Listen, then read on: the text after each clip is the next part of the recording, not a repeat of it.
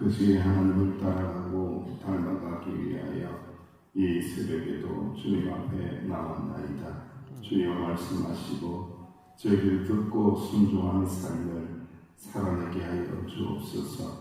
성령 하나님, 우리와 함께하여 주심을 믿으며 예수님의 이름으로 기도하옵나이다. 아멘. 찬송가 42장입니다. 42장.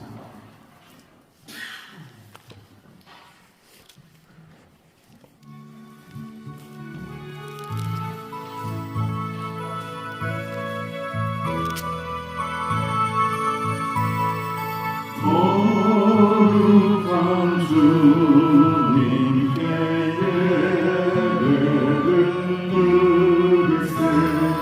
무릎을 꿇고서 영광 돌려 꿈같은 순종과 향기로운 겸손을 주님께 바쳐서 경배하세. 주 앞에 삼가서 겸손히 행하며 주 너를 언제나 돌보시니 말씀의 위로와 기도의 응답 내 갈 길 바르게 인도하니 주 앞에 설 때에 두려워 말아라. 사랑한 우리를 도우시니 보배로운 진리와 온유한 사랑 주님께 바칠 귀한 예물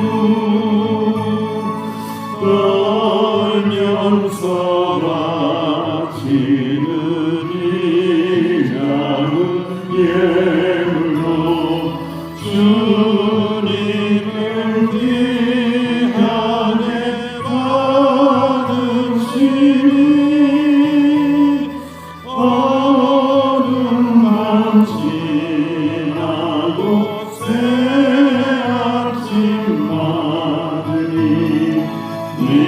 믿음과 소망을 주시니 어시나이 기도합니다. 하나님 앞에 기도하기 위하여 나왔나이. 기도의 영광을 주시고 하나님 말씀에 순종을 하여 달라고 합심하여 기도합니다. 아버지 하나님 감사합니다. 오늘이 나왔습니다. 주님 앞에 나왔나이다. 기도하기 위하여 나왔나이다. 인도하여 주시니 감사드립니다. 아버지 하나님 감사합니다. 순종의 기도를 하여 주시기 원합니다. 향기로운 감사의 믿음을 더하여 주시기 원하니 아버지 말씀을 듣고 합니다. 듣게 하시고 순종하게 하여 주옵소서. 주님에게 드릴 수 있는 가장 귀한 예물 순종의 예물을 알게 하여 주시고 하나님의 말씀에 삼가하며 순종하며 살아가서 겸손히 주님과 동행하는 저희들이 되게 하여 주옵소서. 이 풍성한 은혜를 내려주실 때에 언제나 주님께서 우리를 돌보심을 경험하게 하여 주옵소서. 아버지 하나님 감사합니다. 주님 예수님의 이름으로 감사하며 기도하옵나이다. 아멘. 하나님의 말씀 잠언 6장입니다. 6장 20절에서 35절입니다. 잠언 6장 20절에서 35절까지 함께 봉독 시작. 내 아들아 네 아비의 명령을 지키며 네 어미의 법을 떠나지 말고 그것을 항상 내 마음에 새기며 네 목에 매라. 그것이 네가 다닐 때에 너를 인도하며 네가 잘 때에 너를 보호하며 네가 될 때에 너와 더불어 말하리니 대저 명령은 등불이요 법은 빛이요 국민의 정령은 곧 생명의 길이라. 이것이 너를 지켜 악한 이에게 이방인에게 혀로 뚫는 말에 빠지지 않게 하리라. 네 마음에 그의 아름다움을 탐하지 말며 그 눈꺼풀에 흘리지 말라. 음료로 말미암아 사람이 한 조각 떡만 남게 되며 음란한 여인은 귀한 생명을 사냥함이라. 사람이 불을 품에 품고서야 어찌 호식하지 아니하겠으며 사람이 숯불을 밟고서야 어찌 그의 발이 되지 아니하겠느냐. 남의 아내와 통간하는 자도 이와 같을 것이라. 그를 만지는 자마다 벌을 면하지 못하리라. 도둑이 많이 줄 때에 배를 채우려고 도둑질하며 사람이 그를 멸시하지는 아니하느니와 들키면 7배를 갚아야 하니 심지어 자기 집에 있는 것을 다 내주게 되리라. 여인과 가늠하는 자는 무지한 자라. 이것을 행하는 자는 자기의 영혼을 망하며 상한과 능욕을 받고 부끄러움을 씻을 수 없게 되나니 남편의 투기로 분노하여 원수 갚는 날에 용서하지 아니하고 어떤 보상도 받지 아니하며 많은 선물을 줄지라도 듣지 아니하리라. 아멘. 오늘 하나님의 말씀은 이어지는 말씀인데 생명 사냥꾼이다. 음력 또 가늠하게 하는 것은 우리 영혼을 사냥하는 사냥꾼이다. 생명 사냥꾼에 걸려들면 끝장이다. 끝장이다. 이런 말씀을 오늘 말씀을 통하여 들려주고 있습니다. 그래서 항상 깨어서 기도하며 생명 사냥꾼을 조심하라. 조심하라. 끊임없이 말씀하고 있습니다. 인도의 열대림에서는 이 원숭이를 특별한 방법으로 잡는다고 하잖아요. 작은 나무 상자 속에 원숭이가 좋아하는 음식을, 특히 원숭이는 견과류를 좋아한다고 해요. 그것을 넣은 다음에 위쪽에 손을 넣을 정도의 작은 구멍을 뚫어 놓는다고 합니다.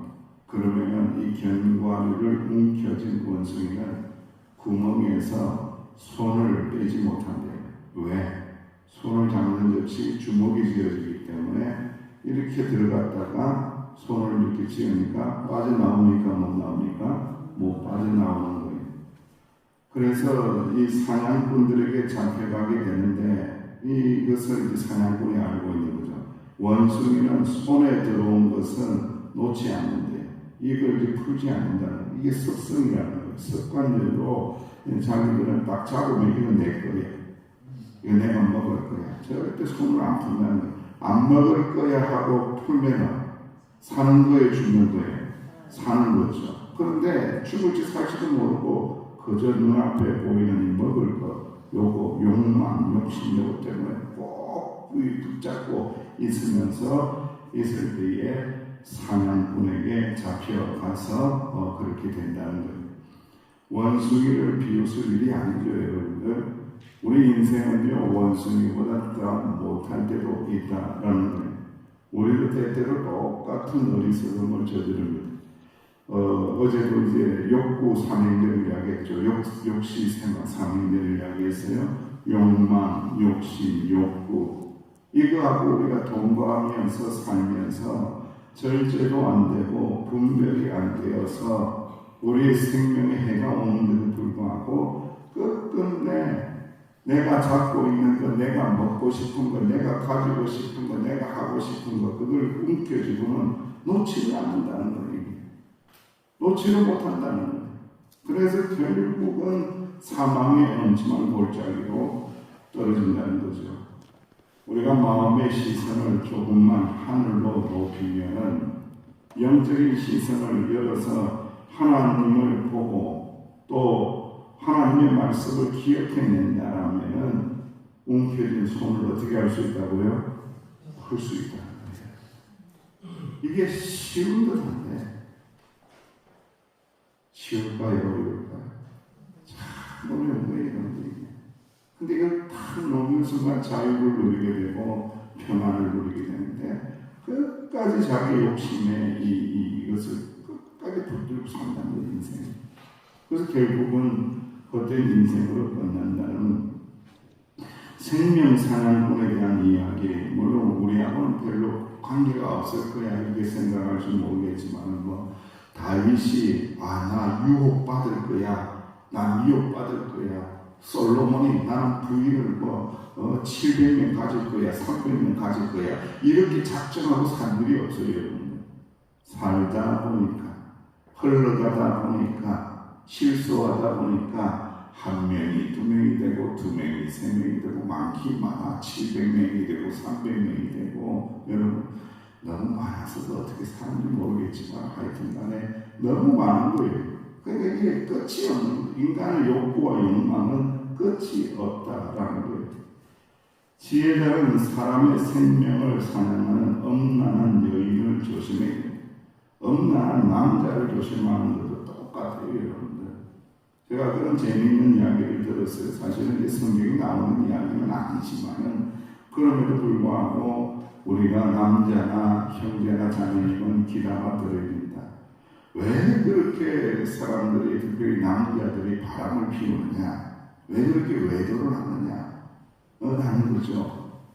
그 이유가 있대요. 여러분들 이제 결혼을 해서 살다가 보면 익숙해지고 이제 40대, 50대가 되면 갱년기가 오고 열이 오르락 내리락 하고 여성들은 이제 호르몬의 변화가 생겨요. 여성들은 무슨 호르몬이 많아진다고 해요? 남자 호르몬이 많아지니까 남자처럼 되는 거예요, 여러분들. 여자로 출발을 했는데 20대는 나이가 들면서 남자처럼 내가 억세어지고 힘이 세지고 남편 한 방 때리기도 하고요. 여러분들 이게 여자들이 힘이 세진 거예요. 그런데 남자들은 나이가 들면 어떻게 돼요? 거꾸로 되는 거예요. 여성 호르몬이 많아지니까 하면서 눈물 찔찔 짜고 드라마 보면서 울고 이게 거꾸로 되어버리는 거예요. 남자하고 여자하고. 그러니까 내가 20대, 30대에 만난 여인하고는 너무나 다른데 길거리에 걸어다니는 여자들은 얼마나 여성스럽고 그리고 업소에 다니시는 분들은 더 여성스러워 이쁘게 치장을 하고 호리는 말을 하고 여자 같거든. 그러니까 한마디 이렇게 딱 해주면 남자들은 그냥 껍벅 넘어간다는 거예요. 그냥 넘어간다는 거예요. 여러분들. 집에 가면 남자가 가득 차 있는데 바깥에 나가면 여자들이 있으니까 그 옛날 생각하면서 그 호르몬 자들에게 넘어가게 된다는 거예요. 호르몬 때문이라고 이야기를 한다는 거예요. 여러분, 그녀들은 생명을 사냥하기 위하여 혀로 호리는 말을 합니다. 집에 가면은 그 투박한 아내는 좋은 말, 이쁜 말 안 해주는데 나가면은 그 여인들은 얼마나 많이 이쁘지만 오빠 하니까 그냥 막 넘어가는 거예요. 막 넘어가는 거예요. 그 성경에 기록되어 있는 거예요. 게다가요 이쁘게 화장을 해서 뛰어난 미모로 남자의 마음을 빼앗으려고. 그렇기 때문에 지혜로 철저히 무장되지 않는 자는 당연히 그런 여자의 사냥감이 되기가 십상이라는 거예요. 그냥 잡아먹힌다는 거예요. 그래서 지혜자는 오늘 경고의 말씀을 마음에 깊이 새겨야 됩니다. 늘 빈틈을 보이지 않도록 지혜의 말씀을 가까이 하고 내가 어디에서 무엇을 하든지 심지어 잠들 때에도 일어날 때에도 하나님의 말씀을 붙잡고 있을 때에 하나님의 말씀이 우리를 지켜주신다. 나를 보호해 주신다. 우리의 가정을 지켜주신다라는 것을 꼭 기억하고 생명 사냥꾼에게 마음 빼앗기지 않고 오직 하나님의 말씀만을 중심으로 해서 흔들리지 않는 믿음으로 우리의 가정을 지켜나가실 수 있는 저와 여러분들 되시기를 주님의 이름으로 축원합니다. 27절에서 35절에는 조금 말씀이 혼란스럽기는 하지만은 핵심적인 내용은 그거예요. 간호를 했을 때에 남편이 가만히 있겠느냐, 그의 가족들이 가만히 있겠느냐, 복수당한다, 처참하게 부끄러움을 당하고 창피를 당하고 복수를 당한다라는 그런 이야기를 하고 있는 거예요.